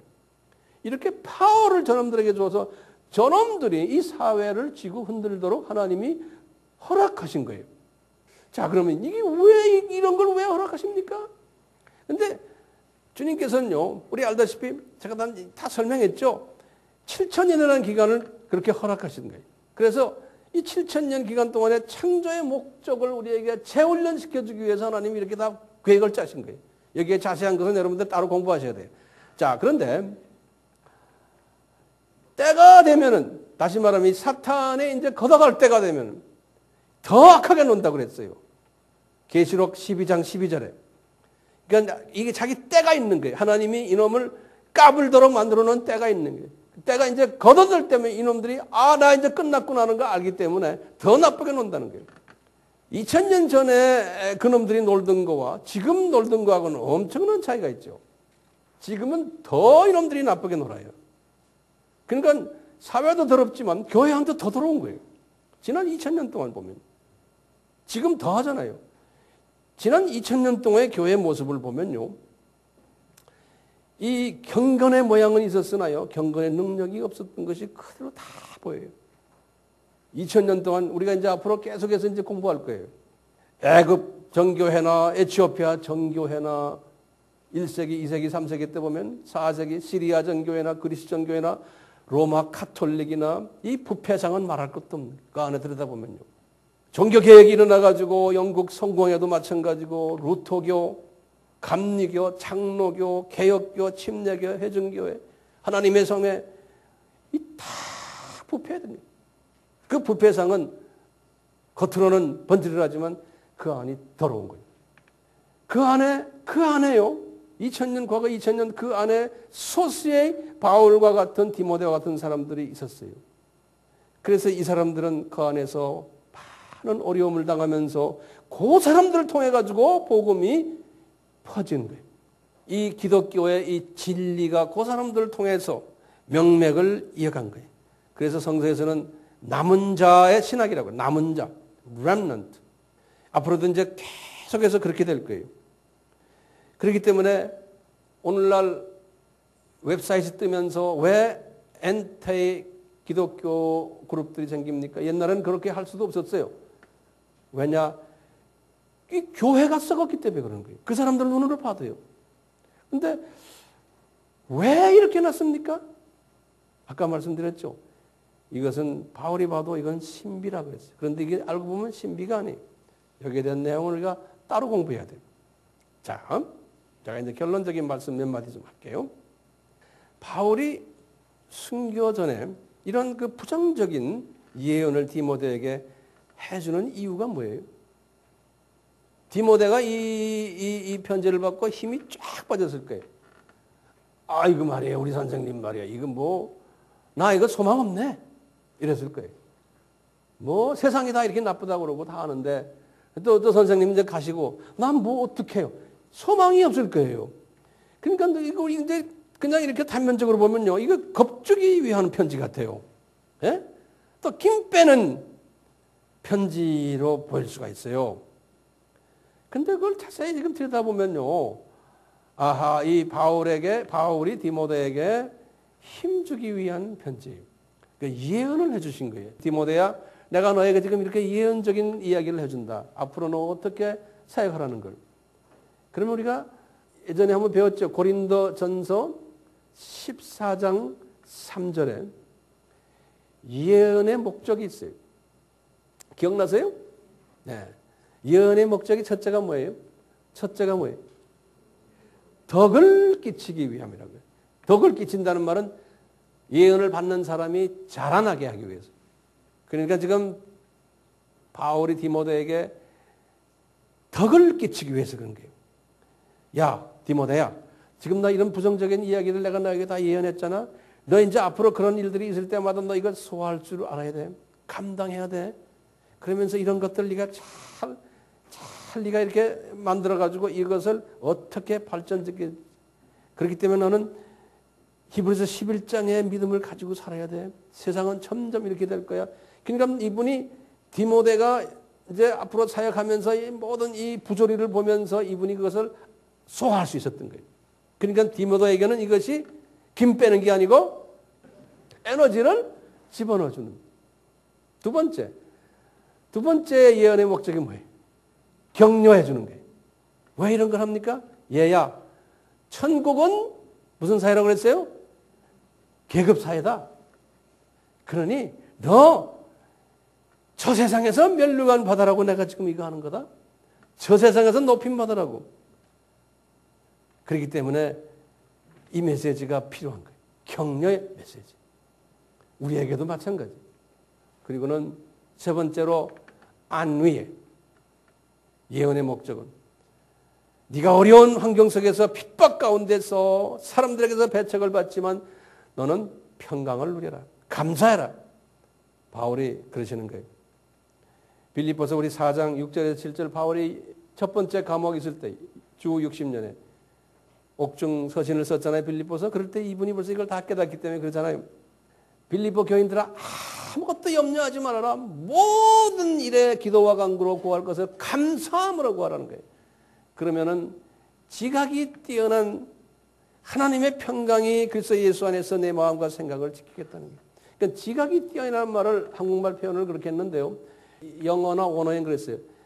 Beyond your comprehension 그랬어요. 다시 말하면 내가 생각하는, 내가 상상하는 그 상상을 훨씬 뛰어넘어 이성을 초월한 그런 말이에요.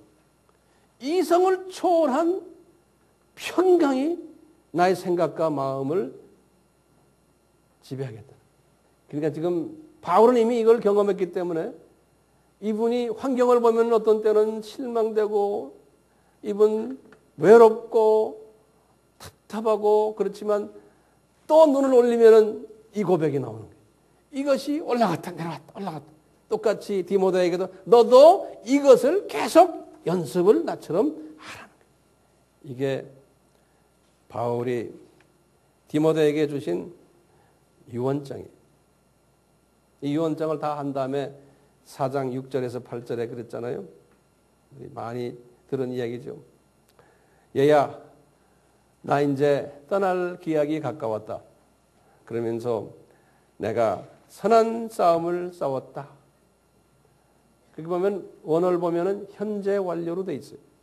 I have fought the good fight. 그러니까 과거부터 쭉 지금까지 해오고 있다는 거예요. 지금도 끝난 게 아닌 거예요.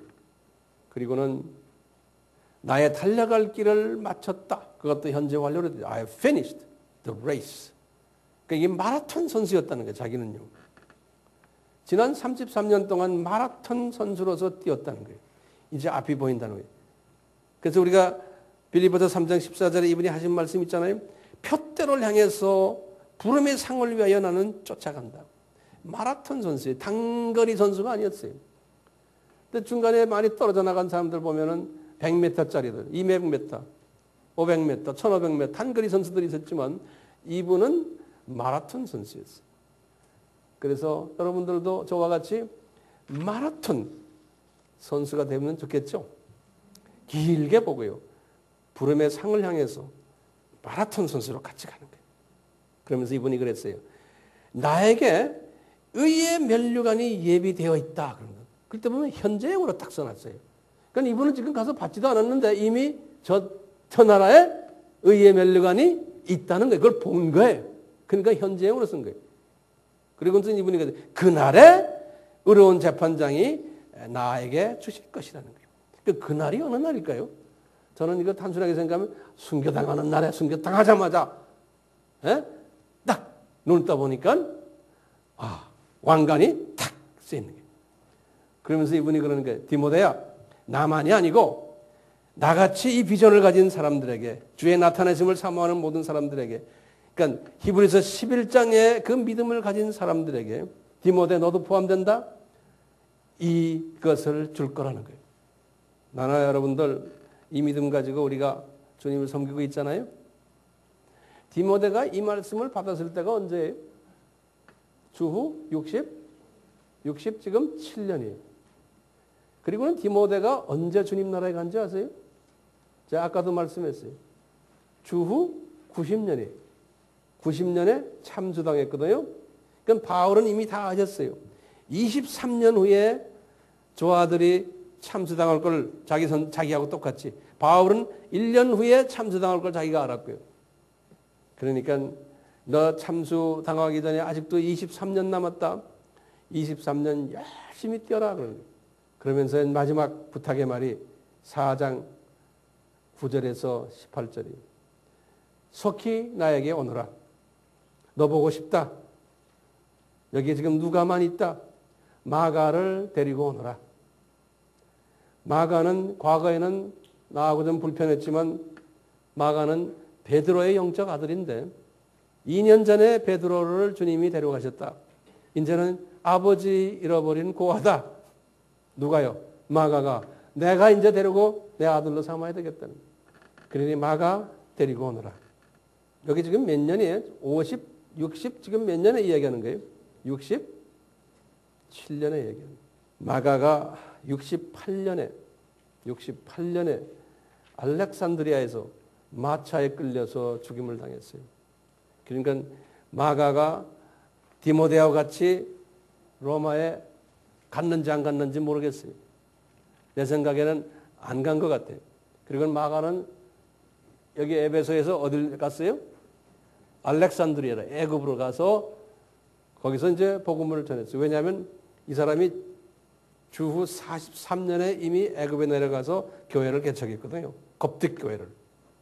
그리고 61년에 또 거기 가서 또 몇 년 동안 쭉 사역을 하고 한 마가도 여기저기를 돌아다닌 사람이에요.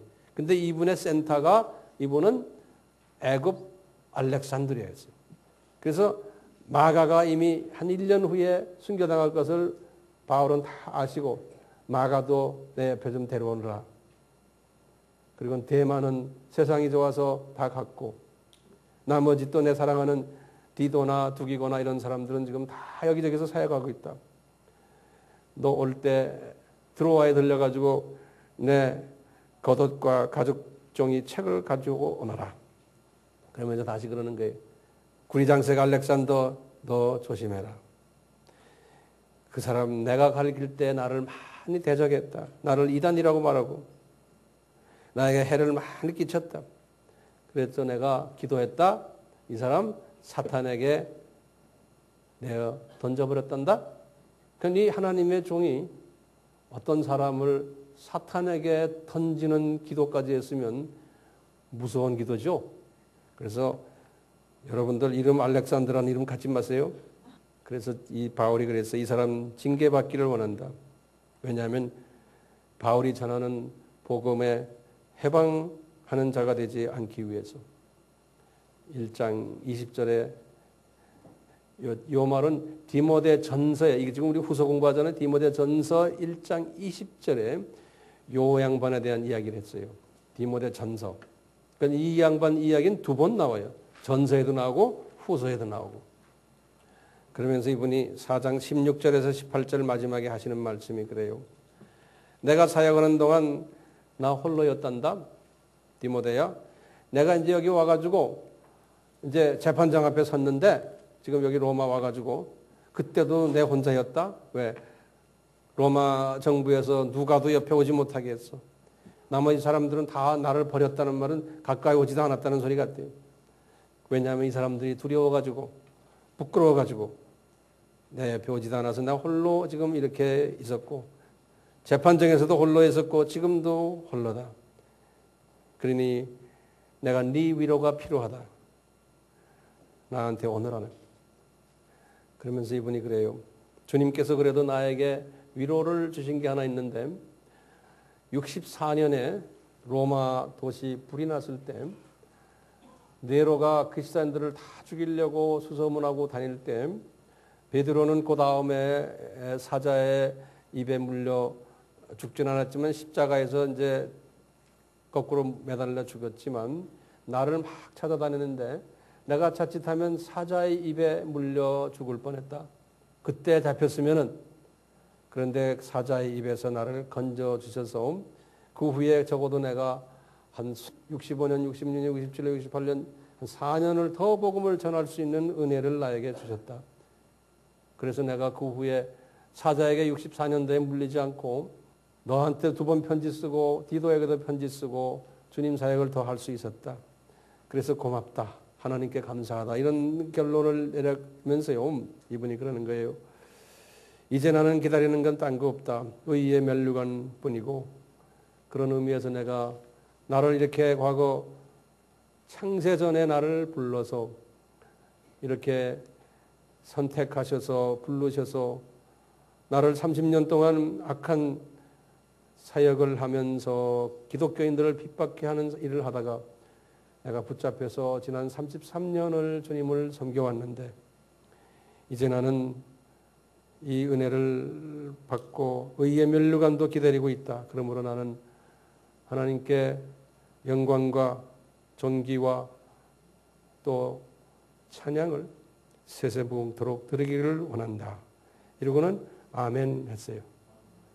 끝냈거든요. 그러면서 마지막 마무리 인사를 했는데 19절에서 22절에 이제 디모데 후서가 67년에 집필이 돼가지고요. 디모데는 그러면 그 후에 어떻게 됐을까? 제 생각에는 이미 두기고에게 인수인계 해주고 에베소 교회 로마를 가서 바울을 만나고 바울이 순교당할 때 아마 옆에 계셨을 것 같아요. 그 후에 어떻게 됐을까? 알고 보니까 23년 동안 여기저기 다니면서 복음을 전하시다가 이제 참수 당하신 거예요. 똑같이 로마에서. 어떤 분은 디모데는 에베소에서 그런 것도 있어요. 이제 디모데 후서가 끝났습니다.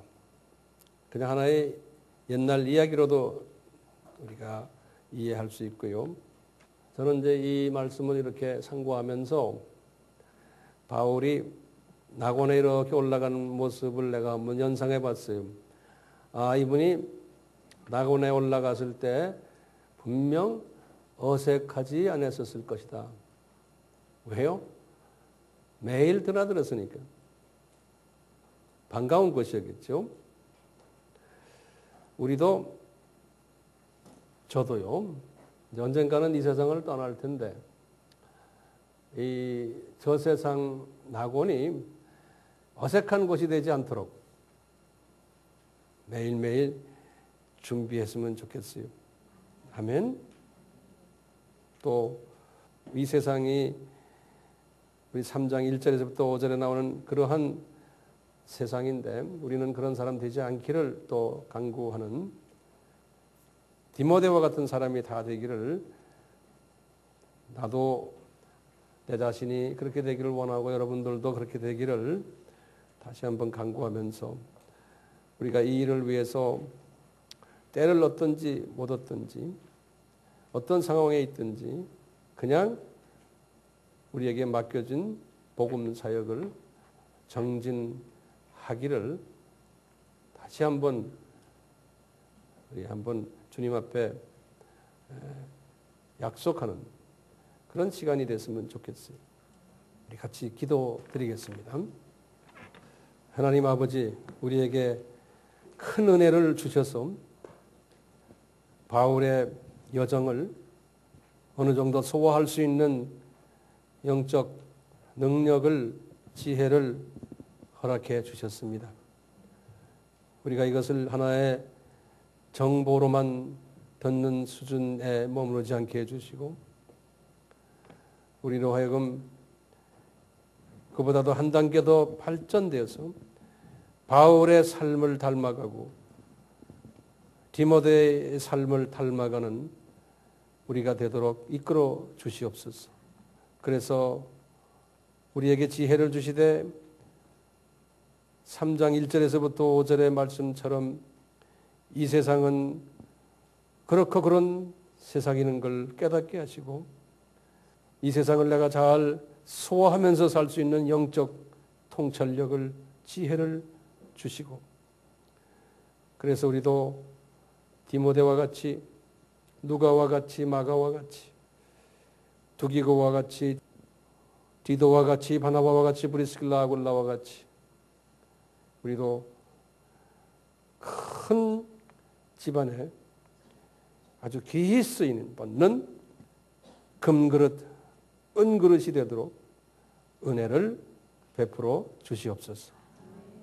예수님의 이름으로 기도드리옵나이다. 아멘.